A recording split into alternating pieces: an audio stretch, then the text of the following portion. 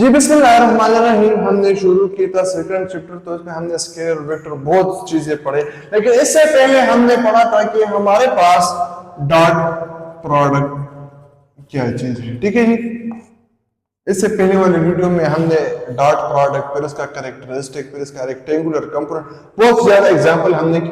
अब जो हम पढ़ेंगे क्रॉस प्रोडक्ट।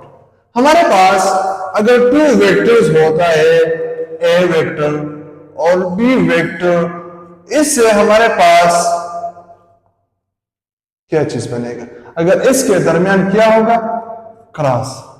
इससे पहले तो हमने पढ़ा था कि ए डॉट बी से हमारे पास क्या चीज बनेगा, वो तो आपको ऑलरेडी क्लियर है। लेकिन यहाँ पर हमारे पास ये न्यू टॉपिक है। अगर हमारे पास टू वेक्टर है और इस टू वेक्टर के दरमियान हमारे पास क्रॉस आ जाए, तब भी हमारे पास एक वेक्टर बनेगा। ठीक है जी, क्लियर हो गया। अगर हमारे पास टू वेक्टर है और अगर इनके दरमियान हमारे पास क्रॉस आ जाए इस टू वेक्टर के दरमियान, तब भी हमारे पास एक वेक्टर बनेगा।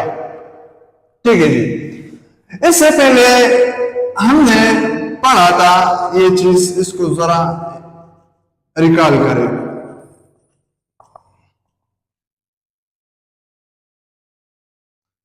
अगर ए के ऊपर बी का प्रोजेक्शन है, तब हमारे पास बी का थीटा आएगा, और अगर हम बी का परपेंडिकुलर ले लें, तब हमारे पास बी साइन थीटा बन जाएगा।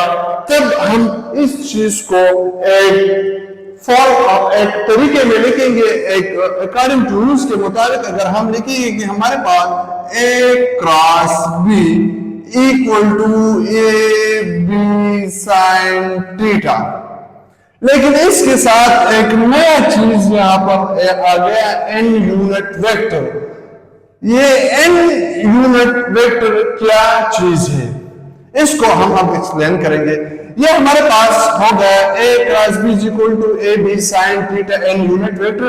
तो ये हमारे पास है magnitude, but here n unit vector it's give information about the direction. ये हमें डायरेक्शन विजुअलाइज करेगा। तब ये हमारे पास ए क्रॉस बी से हम अगर फाइंड करेंगे तो हम इस तरह करेंगे कि A B sine theta n unit vector. तब हमारे पास n unit vector it is the perpendicular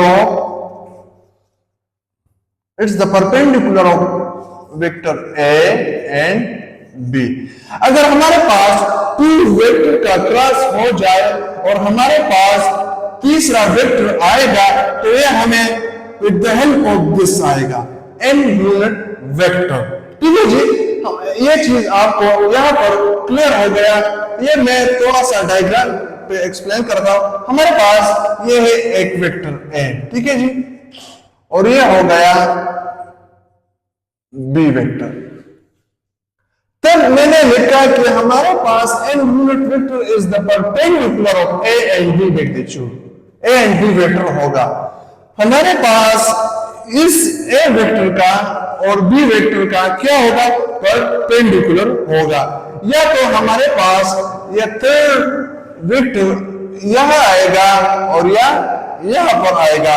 ये मैंने एक जनरलाइज फॉर्म लिखा। अब हम इसको मजीद एक्सप्लेन करेंगे कि किस तरह हमारे पास यहाँ पर एक वेक्टर बनेगा और यहाँ पर एक किस किस पोजीशन में बनेगा और किस किस वक्त हम किस किस टाइम पे यहाँ पर बनेगा, तब इसको आप देखें। ठीक है जी,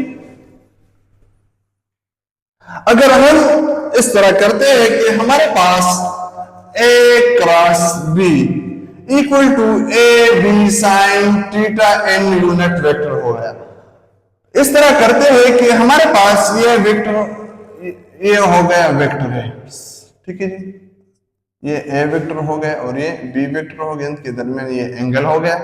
ठीक है जी, इसको इस एन को हम फाइंड करेंगे according to right hand rule. कि राइट हैंड रूल क्या चीज है जी। इस तरह करते हैं ना कि हमारे पास ये ए यूनिट वेक्टर है और ये ए वेक्टर है और ये बी वेक्टर है। हम फाइंड करेंगे एन यूनिट वेक्टर। हमारे पास जो तीसरा यूनिट वेक्टर बनेगा तो वो कहां पर बनेगा, वो चीज हम मालूम करेंगे। इस तरह करते हैं कि हमारे पास जो ए वेक्टर है इसको हम थोड़ा सा मूव करेंगे बी की तरफ। है हमारे पास मिसाल के तौर पर ये टू वेक्टर्स हैं, ये ए वेक्टर है और ये वाला बी वेक्टर है। अगर हम इसका तीसरा एन यूनिट वेक्टर फाइंड करेंगे तब हम इस ए वेक्टर को थोड़ा सा मूव करेंगे बी की तरफ, तब हमारे पास ए डायरेक्शन इस साइड पे आएगा और ये हमारे पास एन यूनिट वेक्टर बनेगा। क्योंकि यहां पर मैंने क्लियर किया है कि हमेशा n unit vector is perpendicular a vector and B vector according to right hand rule. अब राइट हैंड रूल यहां पर हम किस तरह अप्लाई करेंगे, मिसाल के तौर पर ये हमारे पास एक प्लेन है, ये प्लेन है। अगर हम ये ए वेक्टर है और ये बी वेक्टर है, अगर हम इसको इस तरह बी की तरफ मूव करें तब हमारे पास यहाँ पर एक तंग को देखे तो ये हमारे पास ये तंग डायरेक्शन शो करेगा। जी क्लियर हो गया कि हमारे पास A B sine theta and unit vector, ये इस चीज का एक्सप्लेनेशन है यहाँ पर कि हमारे पास अगर ए क्रॉस बी होगा तब हमारे पास एन यूनिट वेक्टर कैसा बनेगा। तब अगर हम इस केस को थोड़ा सा उल्ट लिखकर करेंगे, जैसा हमने लिखा था कि a dot b equal to b dot a, ये वाला कंडीशन अब हम यहाँ पर अप्लाई करेंगे कि हमारे पास अगर बी क्रॉस ए है तब हमारे पास B A N sine theta और एन यूनिट वेक्टर किस तरह बनेगा। यहाँ पर आपको एक और चीज भी क्लियर हो जाएगा क्योंकि इस इमेज को हम थोड़ा सा अपोजिट साइड से करवाएंगे। फॉर एग्जाम्पल के तौर पर इस तरह मैं एक दूसरा बनाता हूँ, आपको मजीद क्लियर हो जाएगा। ठीक है जी, ये होगा ए यूनिट वेक्टर, ये भी हो गया। ठीक है जी, अब इसमें हम एन यूनिट वेक्टर फाइंड करेंगे तो किस तरह फाइंड करेंगे, इस तरह करके कि इस बी वेक्टर को थोड़ा सा मूव करते हैं इस तरह, तब हमारे पास इस यूनिट वेक्टर बनेगा, लेकिन यहां पर इस डाउनवर्ड बनेगा। किस तरफ बनेगा, डाउनवर्ड, नेगेटिव इसके साथ आएगा।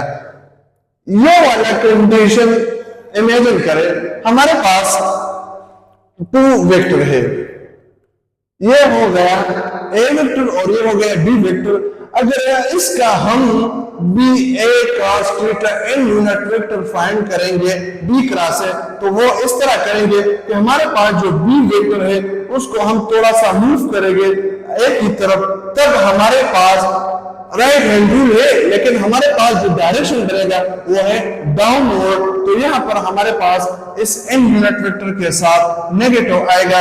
तब हम इस चीज का एक्सप्लेन भी करते हैं कि हमारे पास ये नॉन कम्यूटेटिव है, क्योंकि हमारे पास A cross B is not equal to B cross A, so that's why we can not call it is called commutative, so that's why there is non-commutative here। जी क्लियर हो गया। इंशाल्लाह इसके बाद अगर हम वीडियो बनाएंगे वो characteristic of this cross product होगा। अगर इसमें आपको कोई डिफिकल्टीज हो और अगर इसमें आपको एक चीज नहीं क्लियर हो तब आप कमेंट सेक्शन में बता सकते हैं। शुक्रिया।